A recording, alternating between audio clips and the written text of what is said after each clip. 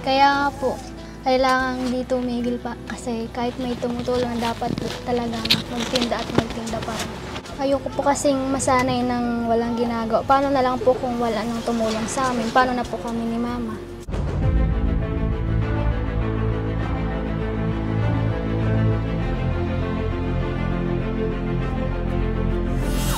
Ayun, what's up guys? Muli, welcome to my YouTube channel.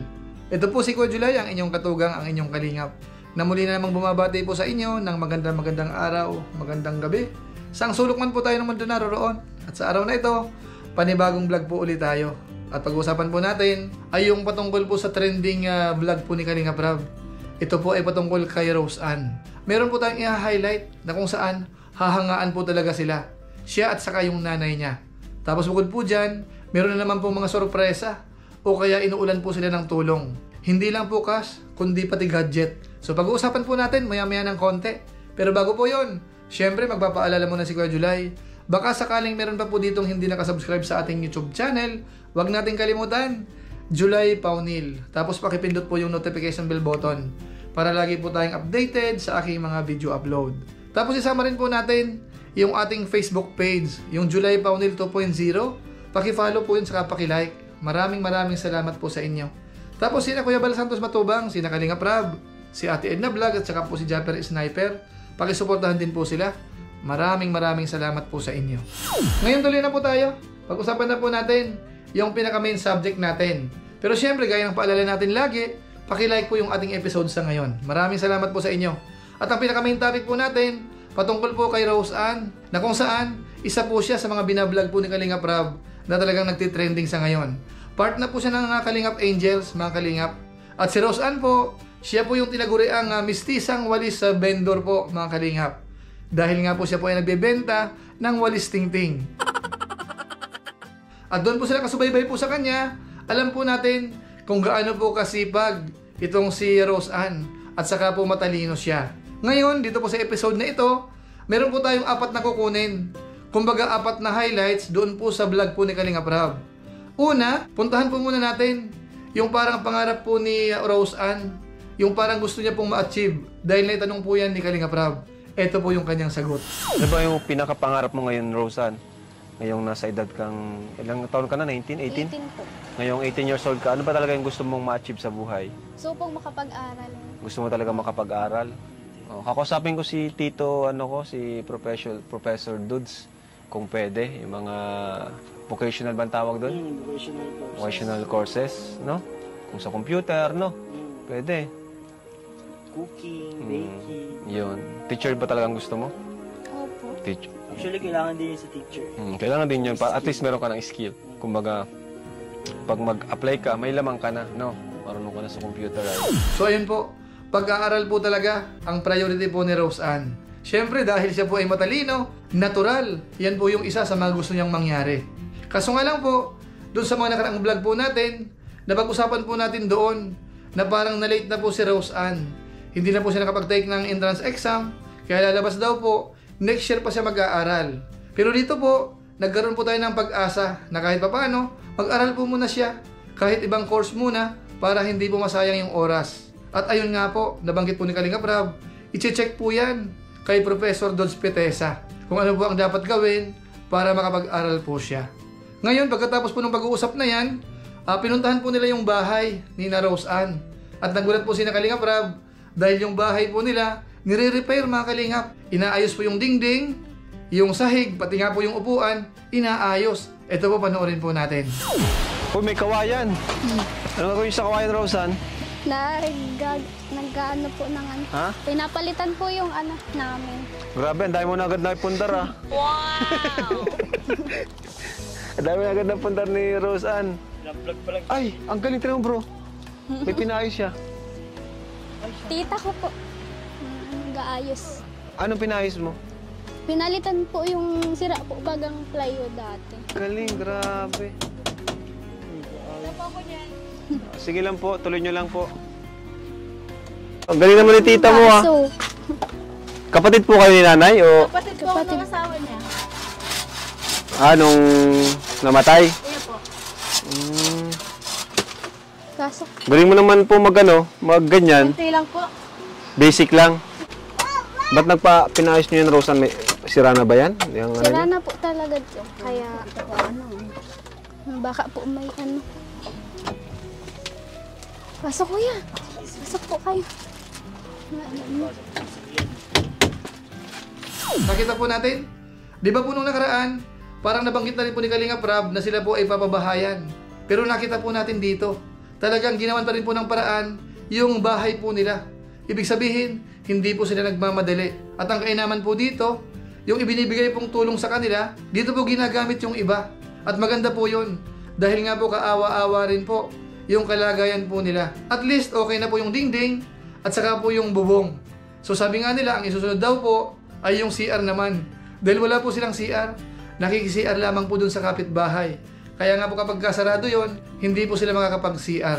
Tapos yung plano po namin sunod, CR po kahit po kawayan lang po yung ano, yung pakagawa. yung CR. Yung Kasi CR wala kayong po. CR, no? Wala po talaga. Nakiki-CR lang po kami. Kaya naman yun, palagi kayong nakiki-CR. Kaya nga po. Paano kung sarado? Hindi po kami nakaka-CR. Pag sarado? Pag Presya na lang po. Paraos lang. So yun po mga kalingap, maganda po yun. Mapagawan din po muna ng CR habang hindi pa po sila napapagawa ng bahay o kaya nahahanapan po ng lote na pagtatayuan po ng pabahay para sa kanila. At dito po, kung tayo po ay mag-iisip, mapapabilib po tayo sa kanila.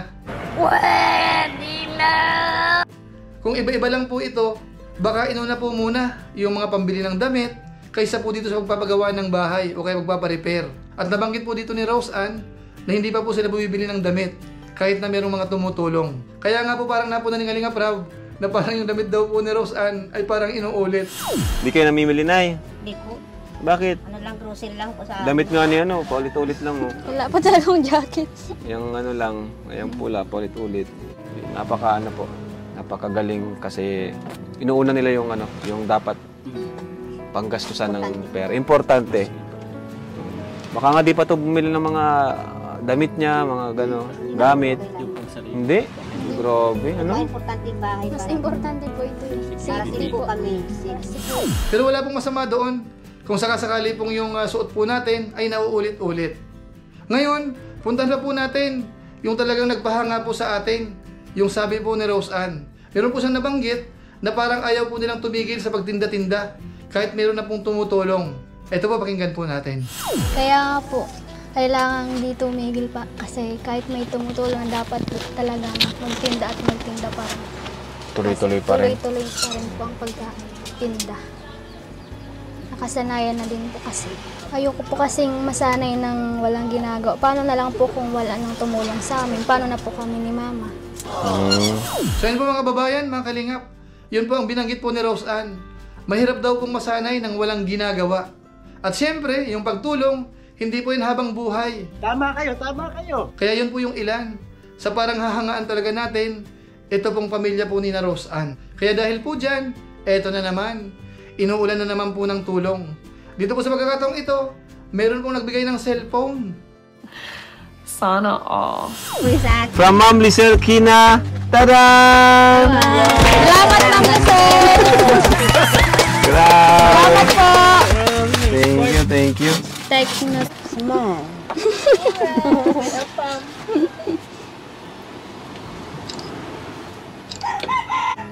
Ayos na yung wide ah. Kaya nga no. Parang iPhone na rin yun, ah. Kaya nga, ang May linaw. wide. Sipin mo nasa loob na tayo. So yan po, salamat po kay Ma'am Lisel, yung nagbigay po ng cellphone. At hindi lang po nagtatapos dyan. Dahil meron na naman pong cash, ito mga kalingap, panuorin po natin.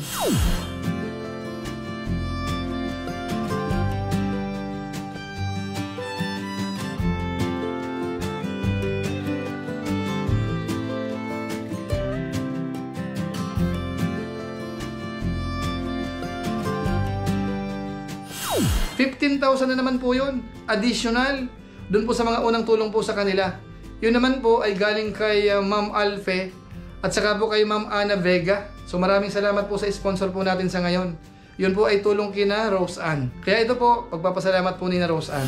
Salamat po sa mga nag-sponsor, kay Ma'am Lisel po sa cellphone, kay Ma'am Alfe, Alfe, Ma'am Vega. Ana Vega.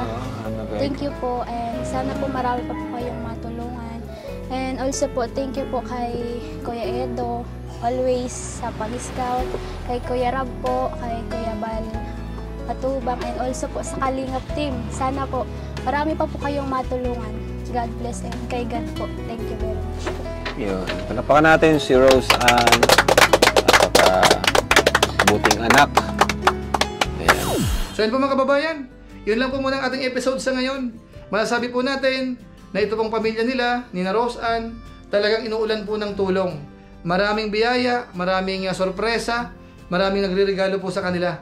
At abangan po natin yung patungkol po sa kanilang pabahay. Una po muna yung patungkol sa lupa, meron na pong sponsor. So hintayin na lang po natin kung saang banda po sila makakabili ng lote.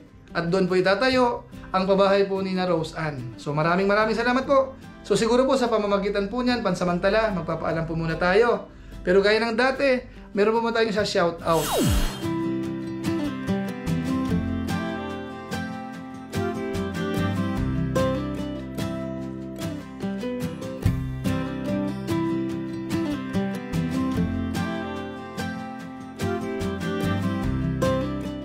At syempre, maraming salamat po sa aking mga kasaman sa Koos, Kalingap OFW Organic Sponsors. Yung buwan-buwan po nating tulong sa Team Kalingap para sa pabahay program. Sana tuloy-tuloy po tayo. Maraming salamat po sa inyo. At sa ating mga viewers, mga solid supporters po ni Kuya July, maraming salamat po sa inyo. Yung lagi pong nanonood ng ating mga video upload sa YouTube, pati po yung ating live stream. Tapos yung mga upload din natin sa ating Facebook page, yung July Founded 2.0. Maraming salamat po. Lalong-lalo na po yung mga hindi nag-skip ng ads, masipag mag-like at saka po nag-share ng ating mga videos. Kung inyo pong nagustuhan ito, pwede po nating i-share. So maraming salamat po sa inyo. Muli, ito po si Kuya July, ang inyong katugang, ang inyong kalingap. Na pansamantalang nagpapaalam po muna, kita-kita na lang tayo sa mga susunod ko pang vlog. Maraming salamat sa inyong walang samang pagsuporta po sa ating YouTube channel. Pagpalain nawa kayo ng Diyos. Mabuhay tayong lahat. God bless. Bye-bye!